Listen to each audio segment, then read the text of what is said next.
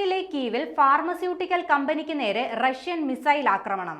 കീവിൽ സ്ഥിതി ചെയ്യുന്ന Indian pharmaceutical കമ്പനിയുടെ ഗോഡൌണിന് നേരെയാണ് മിസൈൽ ആക്രമണം ഉണ്ടായത്.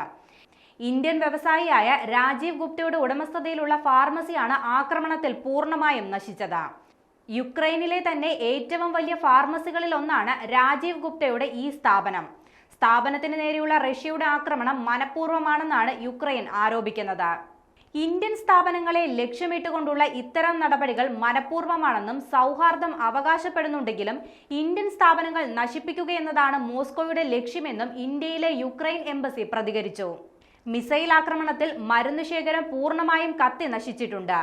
ആക്രമണം സംബന്ധിച്ച വിവരം എക്സിലൂടെ പങ്കുവച്ചത് യുക്രൈനിലെ ബ്രിട്ടീഷ് അംബാസഡർ മാർട്ടിൻ ഹാരിസ് ആണ്. കീവിലെ പ്രധാനപ്പെട്ട ഫാർമസ്യൂട്ടിക്കൽ വെയർഹൌസ് പൂർണ്ണമായും കത്തി നശിച്ചു. യുക്രൈൻ ജനതയ്ക്ക് നേരെയുള്ള റഷ്യയുടെ അതിക്രമം തുടരുകയാണെന്നാണ് മാർട്ടിൻ ഹാരിസ് എക്സിൽ കുറിച്ചത്.